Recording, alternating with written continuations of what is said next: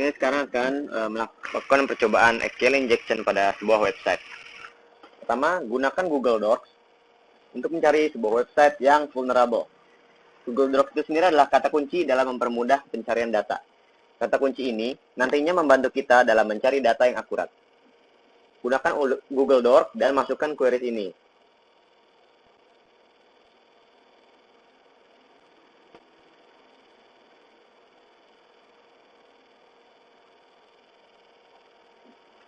Setelah selesai melakukan inputan kata kunci, maka akan muncul beberapa website yang vulnerable.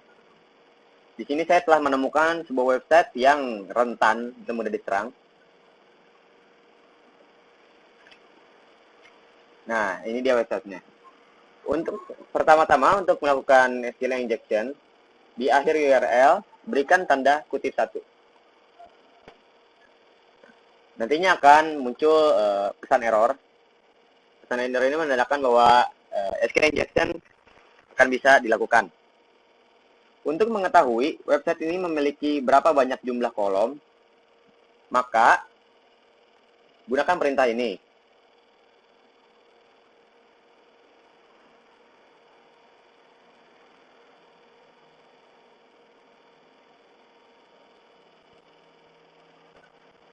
Nah, maksud dari perintah ini adalah bahwa website ini mempunyai satu kolom.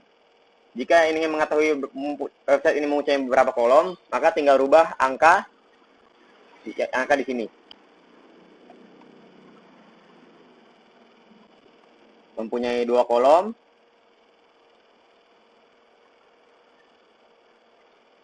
3 kolom,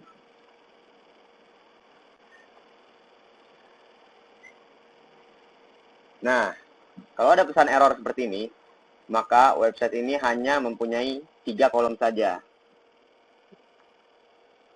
Nah, untuk mengetahui kolom mana saja yang bisa diakses, maka gunakan perintah ini.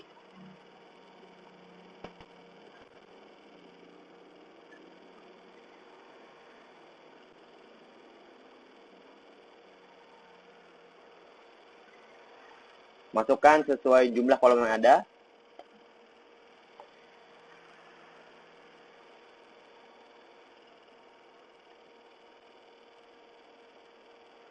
Nah,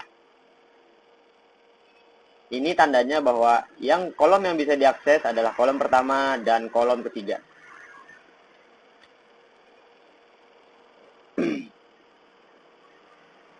Untuk mengetahui database versi berapa yang dipakai pada website ini, gunakan perintah ini.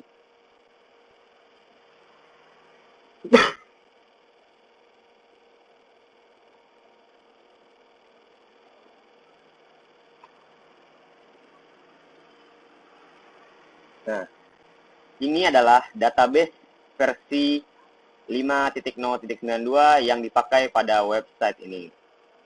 Nah, untuk mengetahui nama dari database yang dipakai oleh website ini adalah dengan menggunakan perintah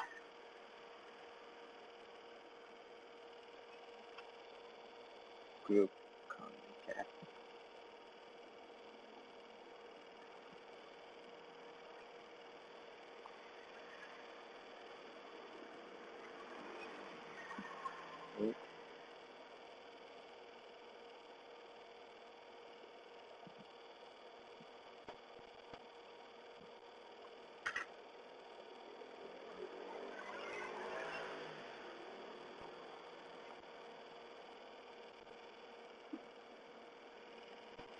Nah, akan muncul informasi seperti ini. Ini menandakan bahwa nama dari database yang dipakai oleh website ini adalah information schema.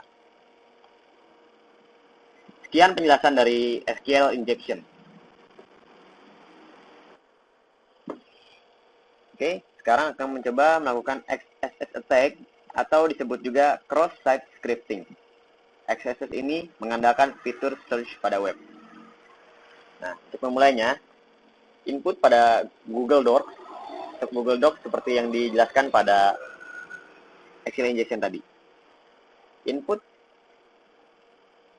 query-nya seperti ini. Nah, ini sudah ada input seperti ini. untuk mencari situs yang vulnerable seperti tadi. Nah, kita coba menggunakan website ini. Nah, untuk memulainya, input script HTML pada URL-nya. Gunakan tanda ini. Mengapa kita menggunakan tanda ini? Tanda ini adalah agar script yang dimasukkan pada URL tersebut bisa dieksekusi sebagai tag yang terpisah dari eksekusi program sebelumnya dan dapat berjalan sebagai eksekusi program yang baru. Oke. Setelah itu kita ketikkan perintah ini HTML. Ini adalah perintah HTML. Tertulis yang mau ditampilkan nanti. Di sini kita coba ulang. Tutup markuinya. Nah, selesai. Nah, ini adalah contoh simpel dari XSS attack. Bisa dilihat muncul nama-nama ulang.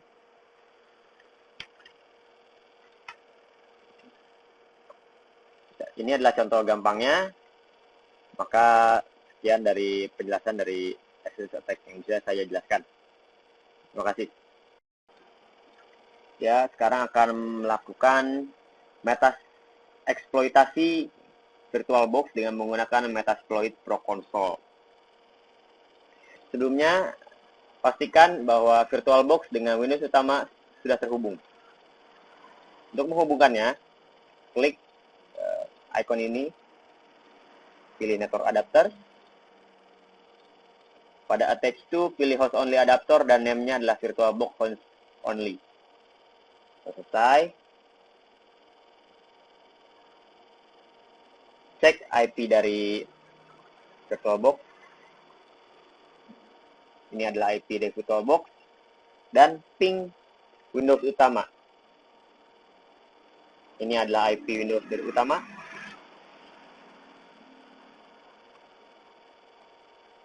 Nah, jika dibalas oleh Windows utama, tandanya Windows utama dengan VirtualBox telah terhubung. Itu adalah langkah awal untuk memulai Metasploit. Langkah kedua adalah pastikan bahwa firewall pada Windows utama dan VirtualBox telah dimatikan. Begitu juga dengan antivirus yang ada. Antivirus sudah mati. Firewall sudah mati.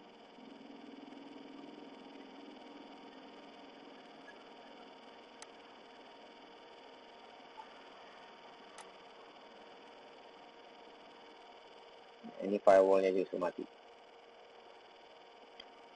Sekarang tinggal menunggu Metasploit Pro Console selesai konfigurasinya. Atau selesai di start. Kita tunggu. Ya, jika sudah ada tanda seperti ini, maka Metasploit sudah dapat digunakan. Untuk permulaan, ketikkan perintah ini.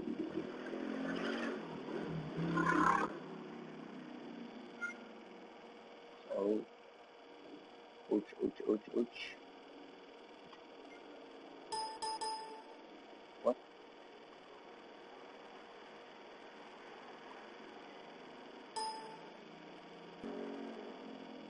Nah, ketikkan perintah search NetAPI. Search NetAPI ini adalah untuk memunculkan modul-modul yang ada pada VirtualBox. Setelah itu, gunakan perintah use exploit. Nah, use exploit dan gunakan modul yang terbaru.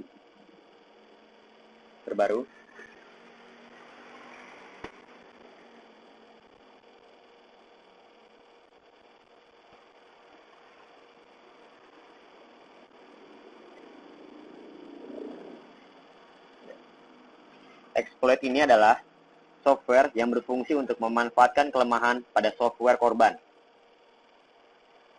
Setelah ini, ketikkan perintah set rhost dan isikan dengan IP dari komputer korban. Dalam hal ini adalah komputer dari VirtualBox. Yaitu 192.168. Lalu IP komputer kita.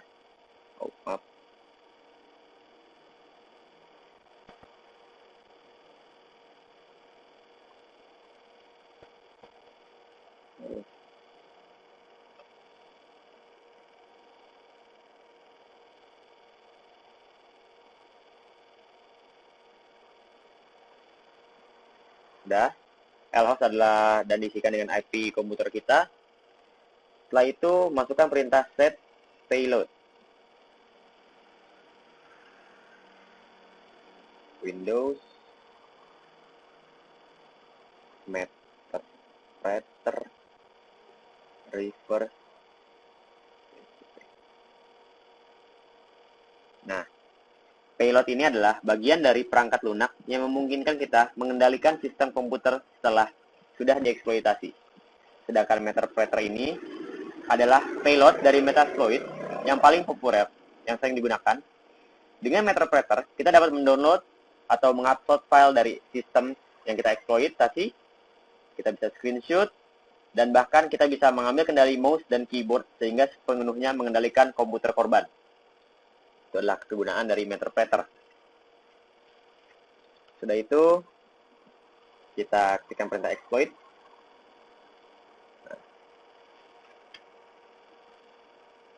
Jika tadi Windows Firewall kita belum dimatikan, maka perintah exploit ini tidak akan bisa berjalan. Jika sudah ada muncul seperti ini, maka tandanya eksploitasi telah berhasil dilakukan. Ini adalah buktinya Windows XP benar bahwa OS yang pada VirtualBox adalah Windows XP. Nah, setelah itu kita ketikkan perintah ini. ls itu adalah perintah untuk memperlihatkan file-file apa saja yang ada pada drive C.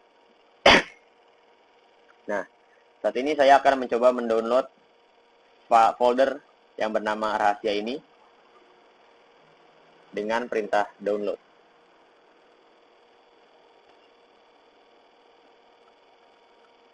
Dan tentukan destinasi drive yang dituju. Di sini saya destinasi drive-nya adalah D. Perlu diingat, jika ini adalah download rahasia, maka yang akan terdownload adalah isi dari folder rahasia. Bisa kita lihat, kita buktikan drive D, ID dan password. Nah, apakah benar isi dari folder rahasia adalah ID dan password?